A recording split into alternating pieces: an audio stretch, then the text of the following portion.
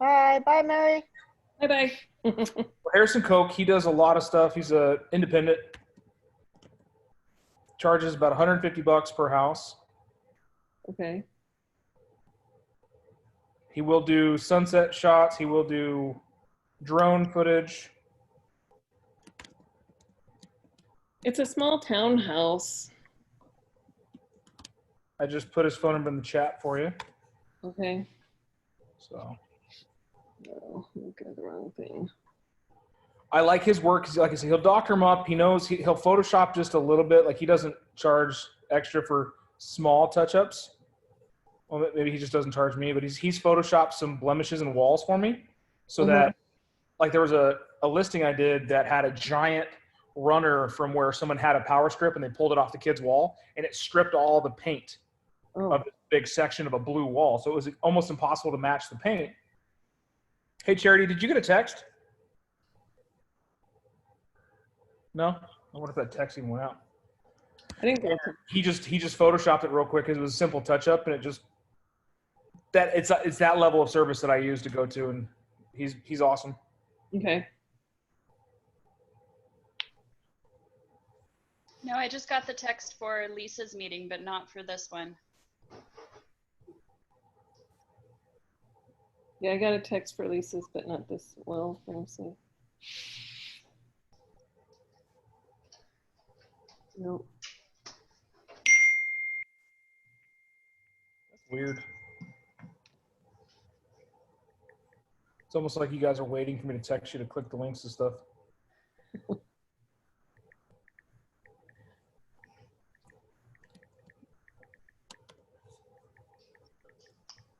But yeah, if that's something I would always recommend. If you're gonna do a listing, it's always better to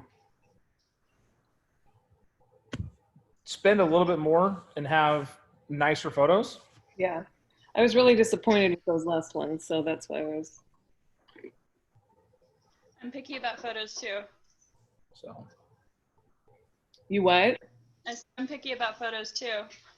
Yeah. And you should be. And there's so many photos that are out there in the marketplace, and you see them on $500,000, $1 million listings. You can tell they took with a cell phone. Yeah. No. Stop. Now I got a text.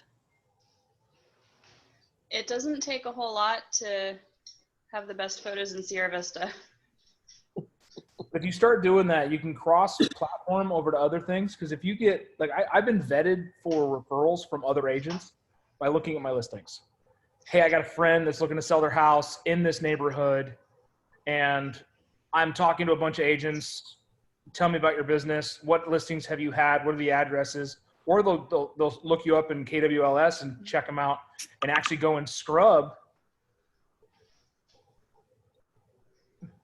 Sorry.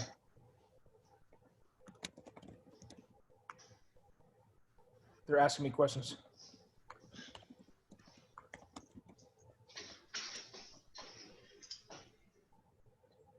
So that way, they'll like scrub the marketing on it, like the photographs, the copy on the actual listing itself, like what you say in your words, your photo layouts, the attention to detail. All these things actually do matter if you've got somebody that's kind of scrutinizing. In the marketplace we're at now, it's kind of a jumble to throw some money at some photos when a house is $200,000 is going to sell in 13 seconds anyways. But for me, it's just a standard of operation. I don't change anything across the board so that I have a consistency and I have a role and I have a plan on stuff. And if it's $150 for photos and it just happens to be that property was a $500,000 listing or a $40 listing, I'm still putting my best foot forward and I'm still representing that house to the best of my abilities. It's just a little bit of practice for you then. It's just helped me build a better business because it's more referable. People are able to, hey, my agent did this, and this, and he really went way up and above. So it's one of those things. Great question, by the way. I would recommend that people take extra care in their pre-listing stuff. Walk the houses, like tell people, hey, throw this pillow away. I'd probably take this off the wall. I would paint this. Mm-hmm.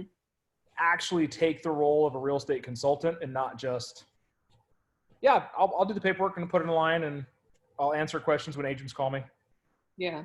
and then discount your house to sell it. How are you, Mr. Strickler? Call him out.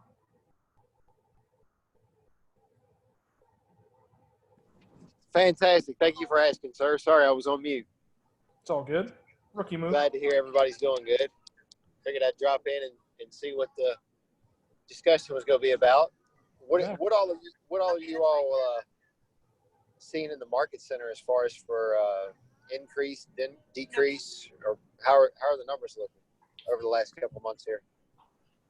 Well, the good thing is we got representation for both our market center, the East Side, and Sierra Vista, all in there. We're mostly PC on this call, but they're actually seeing some improvement, and our agents are marketing most of the ground that's moving. The market as a whole has dropped quite a bit, 20%. Our productivity when it comes to the agents that are in our employ are doing quite a bit more. What's the matter, Moose? Okay. Charity, you had a cat. I've got a moose. Dude, come on, you don't need to get up here.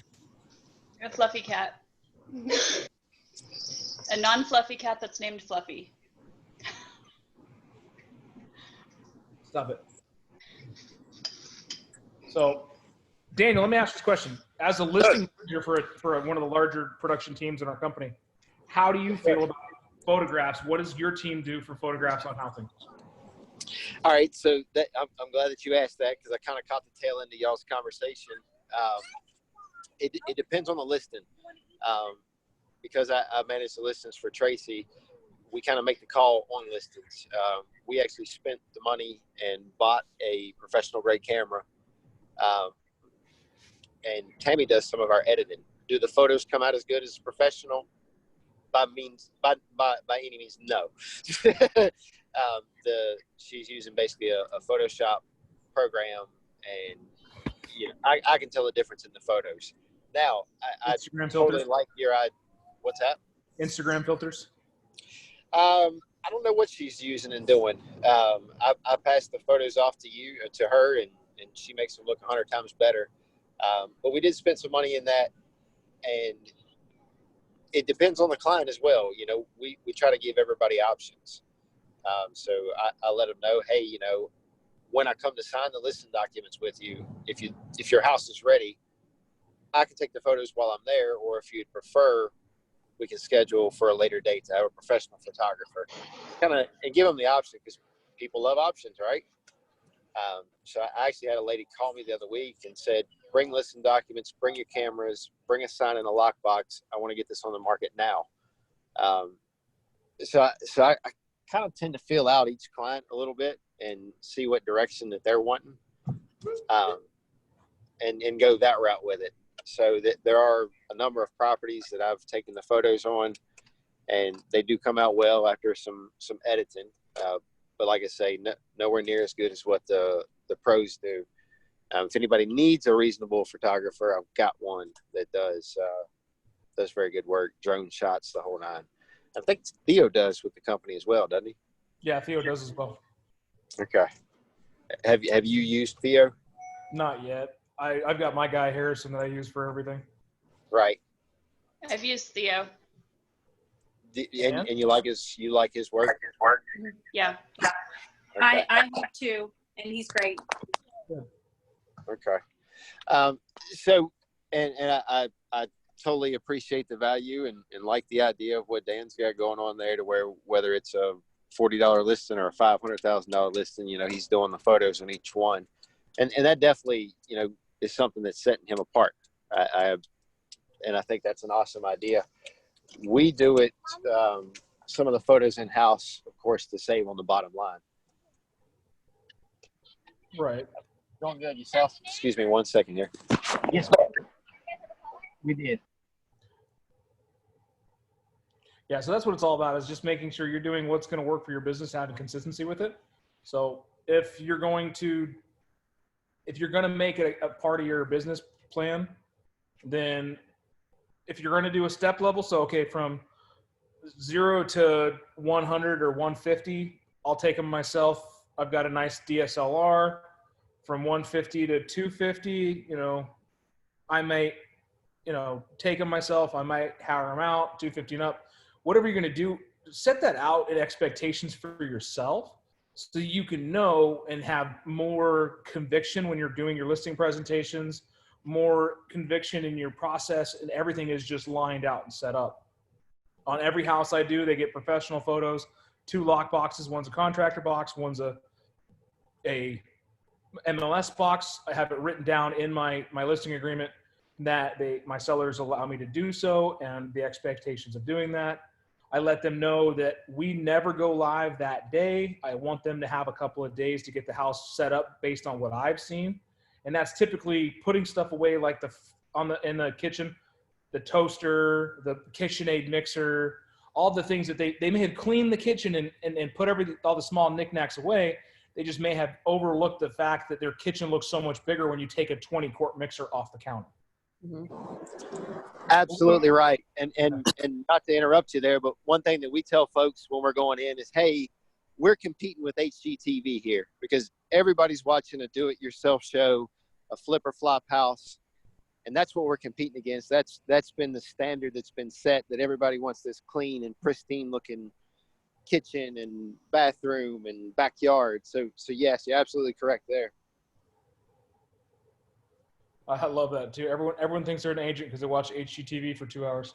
Yeah, pretty much. Yeah. You watch HGTV to become an expert. Yes. So we do take that route. I don't know if you all have what you have in your listing packets and presentations like that.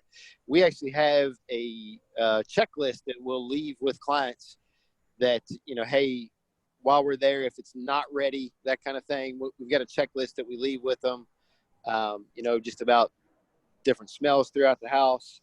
Some people have, sensitivities to different fragrances and things like that, just to be mindful. And I don't know if you all are doing this, but we tend to, if some folks have alcohol or different things like that sitting on counters, we ask them to put it away. Another thing is we've actually, and this is not to be, against anyone or anything, but, we don't want to upset anybody, and we definitely don't, we want to put our best foot forward. So we actually ask folks to take down personal pictures, anything that's, of religion and things like that, because we don't know who's coming in and who's going to get offended and not want to buy the house. So, that being said, the reason I got my house and I bid out is because the guy left the giant moose head and the deer, all the hunting stuff he had on the house, he left in it when he listed the house. right. And no one came in because the house looked super cluttered and dark and gloomy. And Yeah. Yep. So here's some proof of what we're talking about. All right, share screen. This is what the house looked like when I walked in. Goodness gracious. You poke an eye out walking through there. So tell me, when you walk into this house, does that not polarize somebody? Does that not change the marketability of this house? Not only do we have 3 different colored floors, popcorn ceilings, cluttered living space, we have dead animals. Can you guys see my cursor? Mm-hmm. Oh, yeah. On this wall, I didn't take a picture of it. There's a big black bear fur that covered up the entire wall. All right. Oh yeah, here, even better. We'll do this one. You can see the fact that you can see the corner of it over here. That's how big it was. And the whole, wow. everything's super dark. The blinds were actually closed when I first got there. I opened the blinds up so I could take a picture. And like, this was the listing photo. I walked in and it looked just like this in the listing photo. The guy's stuff was still on the floor. Nothing cleaned up. So really goes to show the level of detail that a listing agent's willing to do on this house. I saw one where the garbage was full and there was like several piles of garbage in the kitchen. Oh yeah, I've seen the hoarder looking houses too. Yeah, Where horrible. a couple $100 of investment would have changed the potential gain for that client thousands of dollars.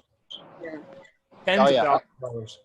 So here's a great line to remember is when you're working with the seller, $1,000 of your effort now is $6,000 to $7,000 of potential harm for later. So if you do something that's $1,000 worth of painting, maintenance, repair work, so on and so forth, in a buyer's eyes, when it comes to an inspection period or from a walkthrough, something that you can resolve up front for as little as $1,000 might cost you as much as $7,000, even more. Because for some reason they get scared about paint. The cost to paint the inside of a 1,500 to 1,700 square foot house is around $3,500 to paint every surface in the house. Maybe $3,600 just on average. How much do you think buyers are going to ask for discount on a house that's painted with interesting colors? Absolutely right. Absolutely right. Yeah, and it's funny you bring that up too. Just as going through the walkthroughs and the other young lady there, Miss Benson, that brought up the hoarder houses. I've definitely been in those, and one thing that we've offered some of these folks is, hey, you could get a home warranty on it now that may help down the road with some of the repairs that might be asked for in here. And it's a relatively inexpensive cost, and Heather Rich will fire it up right away for us.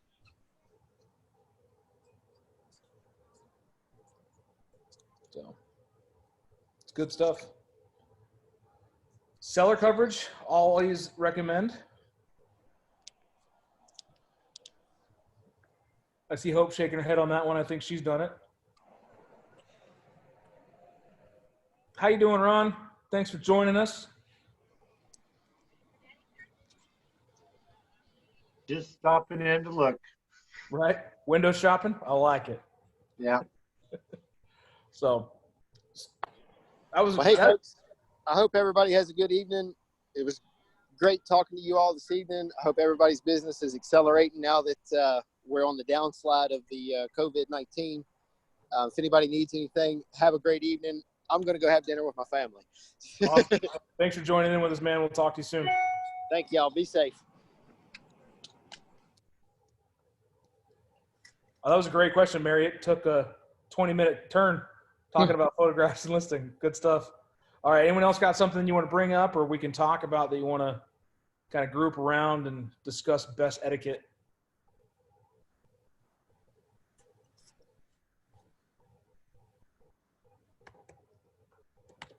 I have one.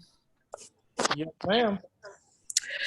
When the house is super old and you have those pink tiles, like old bathroom, you know, but it was a kitchen, and now it's like a office, but still have those tiles, and the walls are like blue, old blue or baby blue, very old. What do you do? Just clean and open the windows, or? If your sellers aren't willing to invest in their property to gain some more on the back end of that, then all you can do is do a good scrub with some warm water and Dawn dish soap and put all the windows and lights on that you can when you take photographs and showings. You're on mute, Miss Teresita. Well, we'll see how it goes. Yeah, so the one thing I tell people is if you want to invest some money now, again, that same conversion, 1,000 to 7,000 thing, like you want to spend a couple $1,000s and let's update this house. Let's do a little bit of work. Let's paint it. Let's take this tile out. Let's open up the airiness of it. That's great. I had a listing that they wanted to sell for $155. Want to sell it for $155. That's all. The house had, I think there's actually a live video on my Facebook. I did the walkthrough through it. It had ugly curtains from the 60s, gold paint, wallpaper, just garbage. Just the house was straight out of the ghetto retro. And they didn't want to do a single thing to it. 155. And then she's like, well, I need to make $5,000 when I sell the house and all this stuff. And I was talking, I was like, based on your house, you could actually probably sell it for closer to $200,000 if we did this, this, and this. And the seller was like, what do you think that's going to cost me? Because I don't have any money. I was like, it looks like probably in the neighborhood of $2,000, $3,000 up front to get rid of the wallpaper, to paint the walls, to clean the house up. Mm-hmm. I was like, you don't even need to clean the carpets, just tear them out. And underneath the carpet was hardwood. Right? Did they do that? Did they do all that? They did. They invested in just doing they took the drywall, took the wallpaper off all the walls, didn't repaint.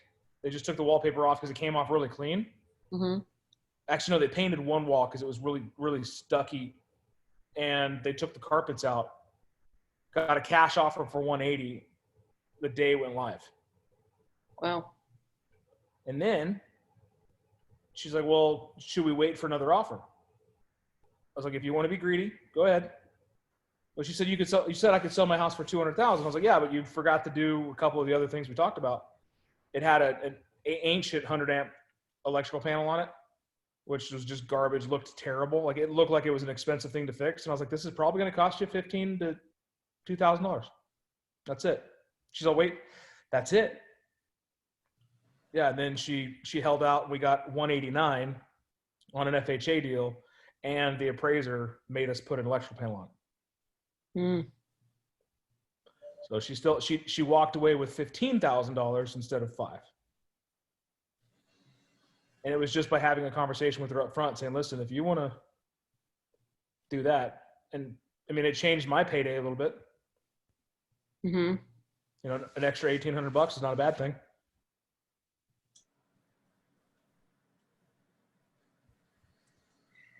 Can we talk about home warranties? Let's do it. So, like I always recommend my sellers go ahead and offer a home warranty. And then I just learned about the seller coverage on my last house. But there's always the issue about the air conditioning. Like the listing I have right now, the air conditioner is like 11 years old. Are there the 210 that they, like there's all these hoops or something you have to go through? It's an $80 certification. So the sellers want to pay $80 to have someone come out there and certify the system. And if anything goes wrong with it, they'll cover it under the time that's under listing. And the great thing about that is it actually improves the warranty coverage for your buyers. And you can put that in your listing that the AC has been certified. Does 210 certify it, or can we get any AC company to certify it? If you're going through 210, Mm-hmm. like if that's your seller coverage is through 210, they send out their respected company in that area that comes out and certifies it so that it's a certified unit with 210. You can have other AC companies come out and certify it, it just won't validate the 210 warranty. Most, no. Okay. And I definitely recommend the seller coverage. I had that a different lady house over on the east side. She was in her late 60s, lost her husband, reverse mortgage on the house, or late 70s, and was just gonna let the house go back. And her son was an agent and wanted to sell the house, but wanted to find someone to talk to his mom. Selling it as is, doing a cash only kind of house because it needed a bunch of work. The water heater went out like a week after we listed the house, had seller coverage, and they replaced it. $1,800 repair cost the sellers $180. Okay. Yeah, because that's a conversation I want to have with them. So I don't know if she's going to want to pay the $80 certification fee. It's worth it. It's worth it because right now we're going into peak season. It's getting hot outside. So if something were to happen, like the AC just gets overtaxed and worked, and all of a sudden it goes out. If she has the seller coverage on the house for the next, 60 days, it's under listing and you get an offer, great. If it goes out, you'll lose that offer because otherwise you got to The thousands of dollars fix. thousands of dollars. What do you put in the listing about it being certified? Not in the listing. You can put it in the agent or the agent remarks. Okay. Agent remarks is HVAC has been certified Okay. currently. So then, because you're going to list in the listing, it's going to say home warranty provided by 210. Right. You don't need to tell the world that you have seller coverage. You just need to know in the event that your seller has an issue and you have a viable claim. But definitely look at the 210 coverage roster and read through it. There's a lot of great coverage there, and it's absolutely free to your sellers other than the HVAC part of it until closing. Right. Okay. All right.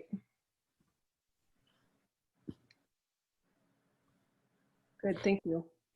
Absolutely. Anything else? How are you, Miss Hope? Good. How are you? Oh, I'm doing fantastic. Did you guys get everything figured out and settled with your big listing? Working on it. We got the UCC squared away, but we need the payoff by tomorrow. Okay. Or we're going to push it back a day. Okay. It'll work out. I mean, the brokers hadn't heard of that. So it is what I don't think you had either. Yeah, it's weird that actually I've been in a deal where they didn't get the payoff until the day we closed, and we actually pushed closing a couple of times. It was a big pain in the ass because what had happened is actually during the deal, the loan servicer sold the loan. Oh, So great. we're 15 days into the deal. The loan servicer sells the loan. So it starts off at Chase. We contact Chase for a payoff. No response. The next day we get a notice that the loan servicer has been changed. We contact, what was it? Carrington Mortgage. Garbage. Absolute garbage. And the worst customer service I've ever experienced in my life. They had no record of the loan, even though we had proof that they're the ones that bought it, for 2 weeks. Wow.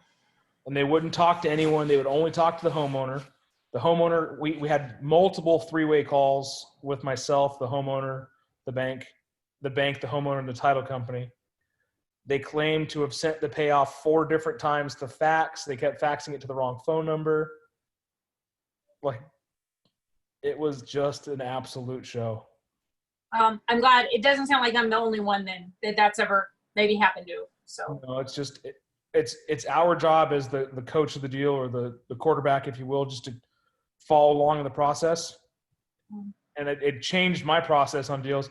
Now I start asking really about 2 weeks before closing, did you get a payoff yet? Do we have a payoff statement? Do we have a payoff statement?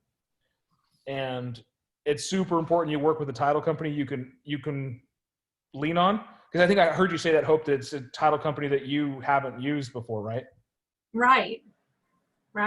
And on 514, I thought we were pretty close, so I just feel like we're at the 11th hour and, but I also, like you, I recognized I could have been calling every day and saying, how are we doing? Did you get the payoff? So. Yeah. Once bitten, twice shy. We learn from our mistakes. That's what makes us grow. Hopefully y'all can learn from other people's mistakes and not hit the wall yourself. That's the whole goal of masterminding. Right. Learn from what others have done well and learn from what others have learned from. Yeah. Good evening, Miss Elizabeth. How are you?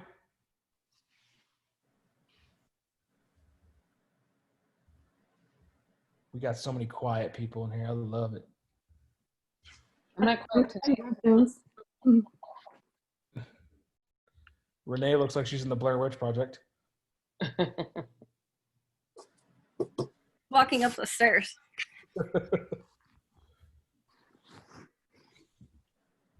Is that a murder hornet behind you? A what?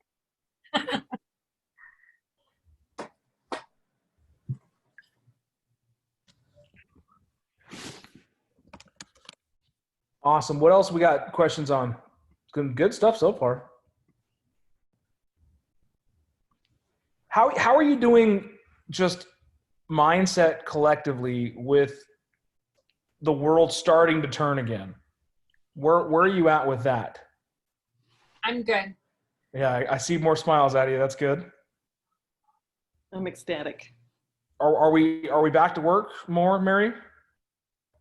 My regular job, Yeah. I'm still working from home. Cool. I want to quit my job more than ever right now. Me too. Kidding. The means to an end though right now. I don't have a job. I have a career. I love it. Sometimes I want to yell at you guys and just shake the computer. But I need to be shaken sometimes. that's the whole job of a coach. Sometimes you got to get them up there and running around, yelling, screaming. I mean, I'm not a yeller or a screamer, but I am a serious talker. I make people answer hard questions. So are they going to start doing more stuff in the office in June or not? Yes, ma'am. We talked about that today, actually. We're actually going to launch Ignite in July and August. Oh, okay.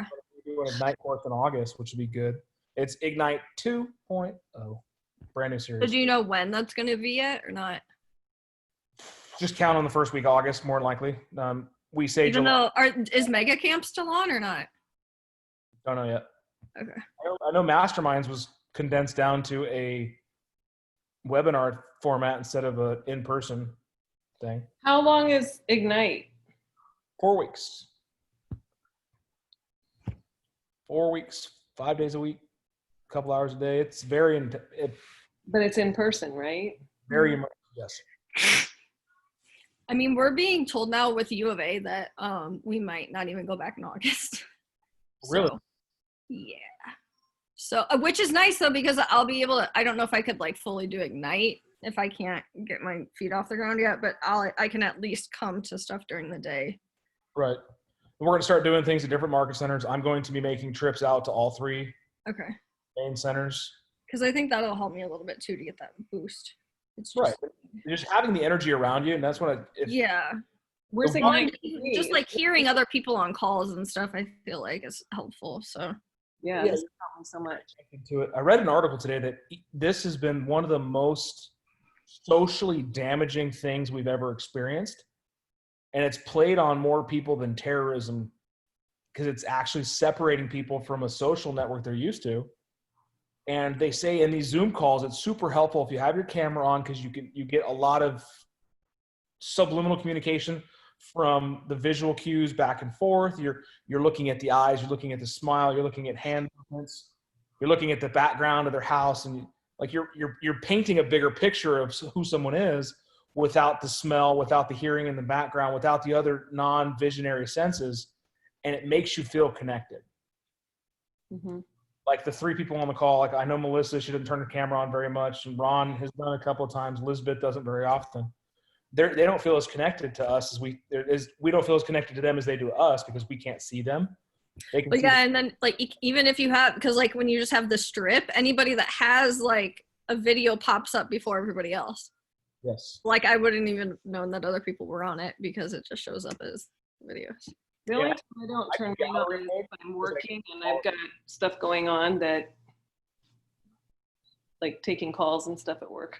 Yeah, I normally have 2 screens up, so You what? I normally have 2 screens. Like I had gotten a screen back when I was at Iowa, so I have like a second computer monitor when I'm like at my counter where I normally am. Well, I have 2 laptops. I have my personal laptop and my work laptop. So I have you guys on my personal laptop, and then I'm available for calls or whatever on my other one. So Yeah. Another thing we read on that same article I shared to my management team was that there's a little bit of humor helps connect too. And I instantly thought of Dick Nichols, like in the morning, how he gets on the calls and he makes people laugh. And he just has that connectivity to like, it makes the morning so much better. And I kind of smiled to seeing how much we're doing as a company at KWSA with the connection every morning with, adding some flavor into the mix. that's totally changed my business. Good. All of this has, like, I tell people COVID's been great for me. Same. Shit. Yeah, I mean, it's kind of like a love-hate thing for me too, because originally I was planning on quitting my job by April so that I could go in full-time to Keller Williams, but it's like now I need the money and, you know, And it gave I've been you able to do this and that at the same time. So it's kind of like you win some, you lose some. and I've gotten some agents into production that hadn't been before, and we've been talking about just what you could do differently and making them change the way they think, because the world changed. No matter what you say, what you do, and what you want to believe, everything we know about business, commerce, and social interaction will forever be changed. Mm-hmm. Next time you go into a business situation, look how few people actually reach out to shake your hand. Yeah. How much further people are standing from each other. This is not something that's going to go back into the way it was. It has forever changed social dynamics. It has forever changed the way that we're interacting with business. It's going to forever change commerce. And everyone is actually adopting the Amazonian mindset: online shopping, online returns, online presentations, online everything, where the people that were against it, like, no, we're taking small business out of the equation.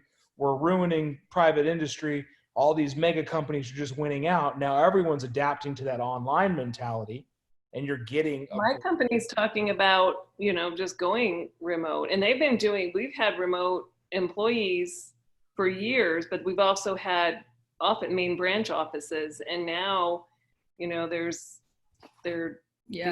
just going. U of A is doing that too. They're wanting research to go more home-based, which we had a couple that were pretty much telecommuting anyways. So yeah, Raytheon shut down a 2,500 person company. Yeah, we're talking about factory setting in Albuquerque, or what it was. oh yeah, because they're gonna move it here. And I would say less than 10% of those are going to be on-site employees. I have a friend who works for Raytheon, and they moved him to virtual. Yeah, I did when I was at Raytheon as an intern, as a college kid. 90% of my work can be done from the couch. And when they made me go into the cubicle farm, I just sat there for 7 of the 8 hours. Yeah. Mm-hmm. Because there's nothing else to do. Like, give me the workload, let me get it done. Pay me my salary. Well, yeah, and that's why it's been good, because I don't have to go into an office right now, and I'm not busy 8 hours of the day. So that's why it's been helpful for me to be able to go to these meetings. And yeah, same for me. And even, I mean, I've had some lenders and some title people reach out. So, you know, I'm able to take those calls easily from home. Whereas if I was at work, I would more so need to like step out of the way, you know? Yeah, so that's one thing we need to take is that extra opportunity in the day we didn't before. Yeah, that's what I'm looking at it as. And find some more business. Send those 5 text messages, write those 5 thank you cards, or, you know, the handwritten notes, or, you know, thank you for delivering my food and making it tasty, and appreciate you throwing in the extra biscuit or the extra roll. Like, I got food delivered from Sauce today. Guess what? Sauce get a thank you card from Big Dan Caldwell saying thank you for throwing an extra roll in. I don't think you did it on purpose, but I appreciated it. That's funny. I actually went to Dutch Brothers today, and I always leave a tip when I go there, and they upgraded me to a large instead of a medium. Hey, Renee, did you ever send a thank you card to that pizza company, Paisanos? Yeah, I sent it. So good. They got 2 of them then. But that's the thing, is these are people that we do business with. We talked about the other day on one of the scripting calls on Wednesday, calling out to your vendor list and making them a referral partner. Mm-hmm. Make them work for you too. You're giving them business. Ask for business in return. one of the things I wanted to ask was, like, I want to start like developing relationships like with vendors or even builders and stuff like that. So, like, is there scripts for like reaching out and doing that, or you know what I mean? Nothing written down. I can get something written down. It's very simple. Hey, Miss Barry, this is Big Dan Caldwell at Keller Williams. Are you taking on new clients? Well, fantastic. When's a good time for us to get together and meet? Because I think I have something that can help you out. Or, hey, Miss Mary, it's Big Dan Caldwell at Keller Williams, Southern Arizona. I've noticed you guys do a lot of work in my neighborhood, and I'm looking to add referral partners to my database. When's a good time for us to get together and meet so we can get to learn each other a little bit better, and I can understand your business and how to help you more. Write that down. That's a good one. That's the one I used. The first one was one Angie used. That was go to the Wednesday scripting call. The Wednesday when they upload it for Wednesdays. Yeah, that was one I ended up having to take a call during that. Yeah, so that was a really good class. That when we had the scripting call and that Angie and I went back and forth on a couple of them. And I get leads from vendors. I walk into Home Depot during between 5 a.m. and 8 a.m. and I'm getting a ton of contractors that know who I'm like, hey, what's up, Big D? What's going on? How's life? And we just shit. I mark them down as a contact in my database and let them know, hey, I ran into them at Home Depot or something like that. I ask them about, hey, how's that bathroom for the Moore family going? And it creates this environment now when they have somebody that's painting their house to get it ready for the market. They have a select few realtors to think about. My job and my goal is to be the only realtor they think about. We have a position in our brain for 2 people at a time. Yeah. Listening to the call, I want you to think about how many what? paint companies. And but a lot of noise in the background. Yeah. I don't know who it is. It's not lighting up.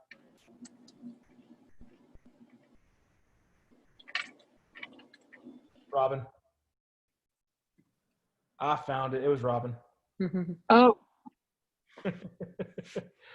So, or think about this. Name a soda brand. Dr. Pepper, Name a second one. Pepsi, Name a third one. Cola. Sometimes So when you start thinking of things like name a lawyer, think of the 2 lawyers you're like, name anything. People can typically only refer to. They can only recall 2 of a genre because your brain squeezes out the rest. Your job is to become number 1, number 2. Got it. You want to be number 1 because then they think about you. You're the only one they think about. When they think real estate, they think Mary Benson. When they think Mary Benson, they think real estate. Mm-hmm.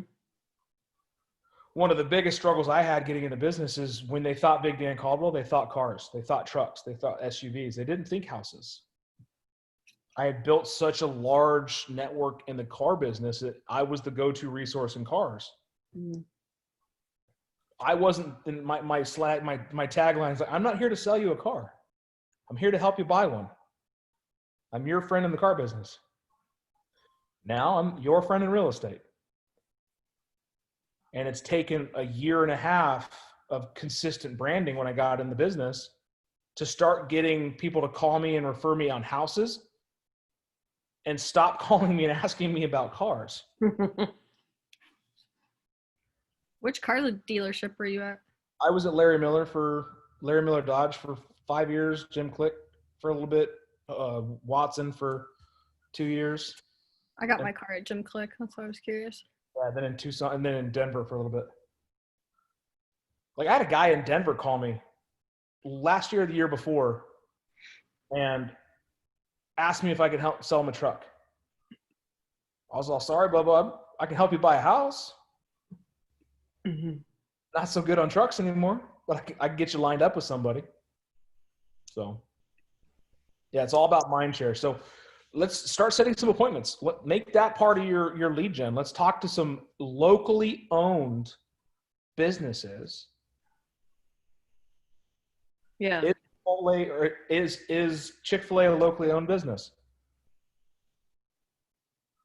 it's national, but there's individual general managers here. And one of them lives down the road from me. Good question. It is locally owned. It's a franchise. And I bet they don't get a thank you card. So when you send your thank you cards or those notes, do you include your card? P.S. If anyone in your restaurant or anyone at your shop is looking to buy or sell or invest a home, I'd appreciate, being on their list. Do you put a card in or do you just put your info in there? I put a card. Oh, okay. Well, because you never have cards, so. I don't, but they're on, because when I'm writing out these letters, they're on my desk and the cards are on my Oh, desk. okay. That's why I was wondering. If you've seen my thank you cards, they are cards. Like it's a picture, it's my business card. It says, Oh, so is it more like a postcard or is it like? no, it's a bifold card. On one side, it says thank you in my color scheme. And on the other side, it's a picture of me, your friend in real estate. Like your headshot, your business shot. Yeah, I don't even know if I still have a picture of them. Mary, I was going to tell you something, Mary. Yes. As you're visiting new builds and getting to know people, many times you can get them, if you ask every Monday if they'll send you a list of their current spec homes, they'll do it for you. Okay. So that's a good way for you to stay in the know on current inventory, especially as more is being driven to new builds. They'll send you a list of this if they have specs or what have you every Monday. Okay. Good. Thank you. Don't be afraid to ask. Yeah, I want to start going out there, but they're all still going by appointment only. I don't want to do that.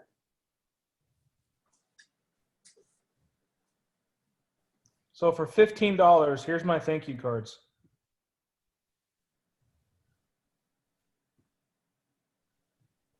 The front, the inside, the back. And I got to order some more of them. With command or how are you ordering them? Vistaprint. Front. Oh, Vista. I did all that when I came over to KW. I didn't even have command yet. But you can do thank you cards through command. You can send one-off cards. Yeah, there's a lot of companies that'll give you like first time like stuff too. So you can always kind of play around with companies before you commit. Not to get off subject, Dan, but who do you recommend for postcards? Like if we just sold something in the neighborhood, do you recommend Vistaprint for that? No, God no. Command. Command. Ian? Command. Command. Go create the design in Canva. It's easier than the designs platform. I'm not going to lie to you. Go create the design in Canva, download it to a high quality PDF print, upload the PDF into your campaign as a mail piece, and send it out. Hope, have you used Canva before? I have, because I'm familiar with how to bring in the realtor and the fair house. Are you part of the Canva for real estate agents group? I think that involves paying like the $9.99 a month, right? I'm not. No, the Facebook group. No, but I can be. Yeah, so there's a Facebook group and a lot of people share their templates for everything in there. Okay. So you can even get you can download their template and then just put your own branding to it. Okay, good. Which is nice, yeah. Ugh, there's just so much to learn. So much Hey, I've mastered that part of everything. Dan, do you recommend going through a title company just to send it out postage wise, or? If you want to. I just do it through command. They do everything. You give them a zip code or something? I'll figure it out. I'll figure it out. I'm getting there now. If you guys wouldn't mind me doing the shares. So you can bring in a Canva to command, possibly. Yeah, I'm not going to do the whole Yeah, thing. I just download, and with Canva, I just download mine as depending on what I'm doing, like a PNG or a high quality PDF. Yeah, if you're doing a post on social media, then you're fine doing a PNG. If you're going to do any kind of print media, do a PDF. So in your campaigns, you can go to direct mail, create one. So we're going to do direct mail. Different kind of things, right? Just do other. You can upload a template or use a default template. So let's do test. Set up campaign. You're going to grab whatever, see the sizes here? This is what you need to make your Canva design based on what you're going to use. And you can download the template and create your own. Let's see if I even have those still. We can use them.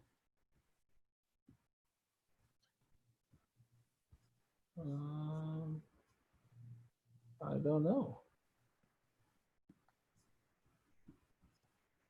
Hope, if you want me to share some of the Canva templates with you, you can shoot your email in there and I can send you the links to download the templates. Yeah, it won't let me go past it until I have it. I don't know if I still have those, the styles that I did. So let me. Can I send you mine, Renee? Yeah. Yeah, I have a crap ton of stuff in my Canva now, so.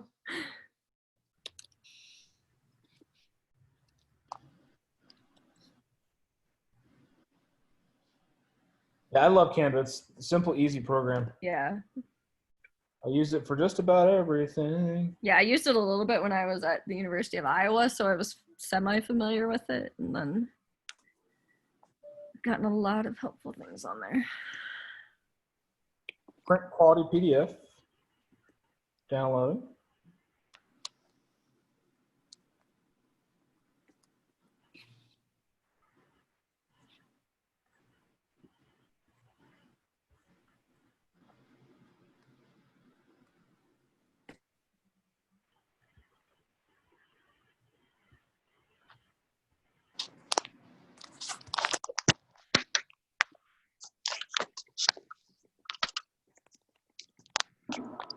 Mary, this is Robin. I was just at Camino Modern, and the listing agent there, Janet, she's going to be there Saturday from 10 to 5.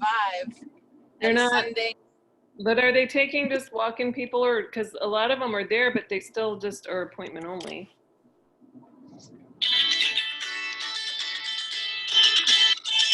I gotta go. See you guys. Okay. Hi. So notice how I put it in there and it's just giving me some scrubs out. Go to continue. Now what it's going to do is name and goal. So it's the test. Market center, you need to put our logo in. Blah, blah, blah. Our market center address. I don't know why it's not populating.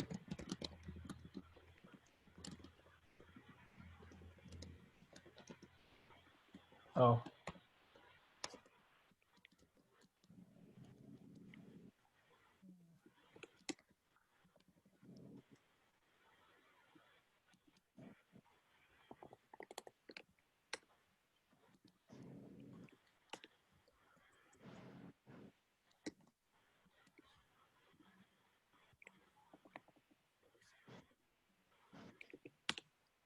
Verifying the address, confirm address.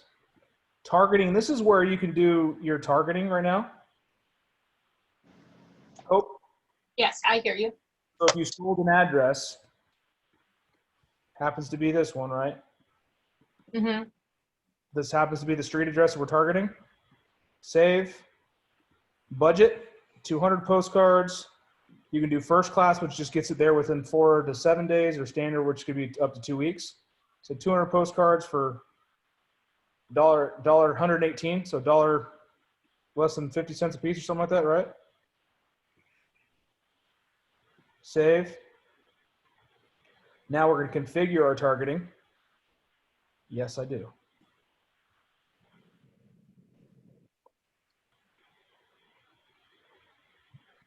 I haven't been living. This is good to know.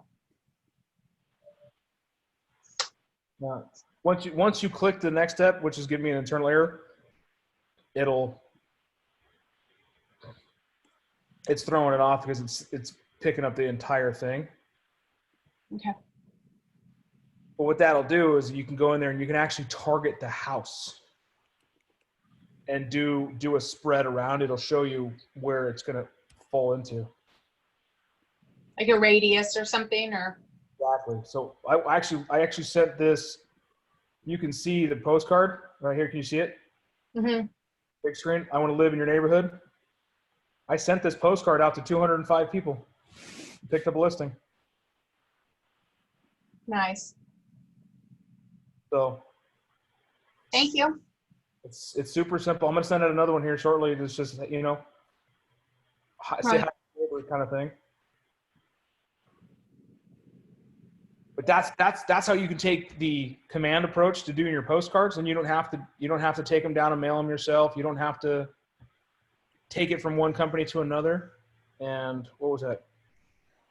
118 divided by 200 at 59 cents a piece. What's postage?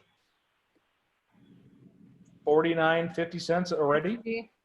So 9 cents a postcard.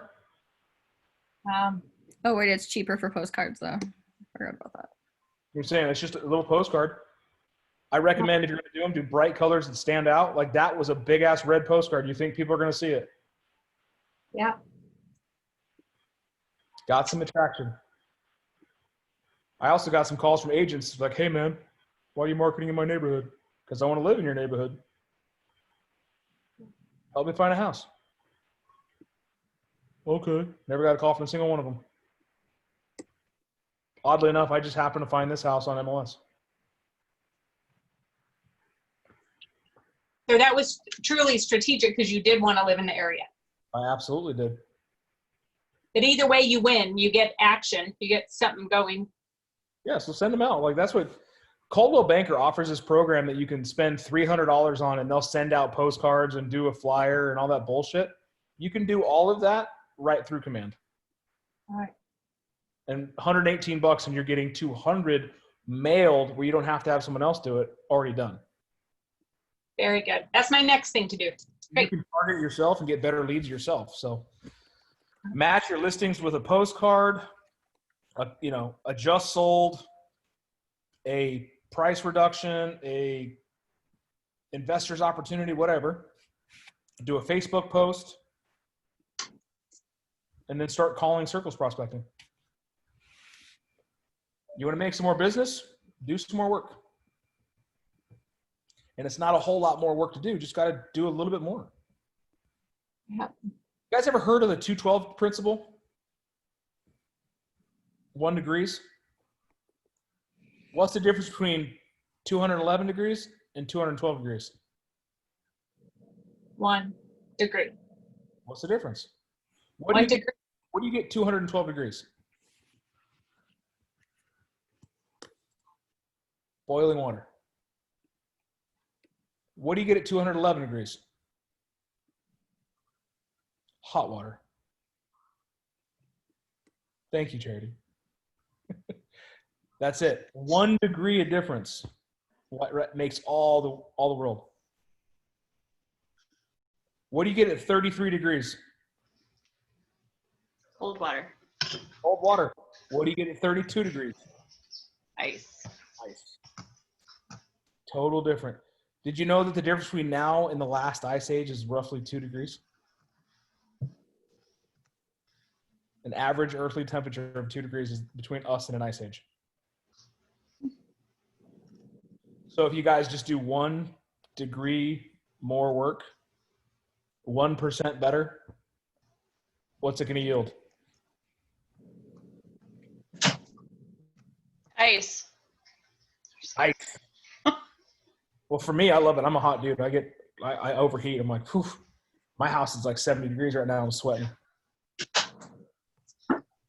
All right. Any more questions before I cut off? Thanks for the help. Hopefully it gives you some, go play with some stuff. Do something around your neighborhood. Just introduce yourself. You know, I already am every day. 45. Small little thing. Yeah. I will. Play around with it, guys. If it's only going to help you out in the long run.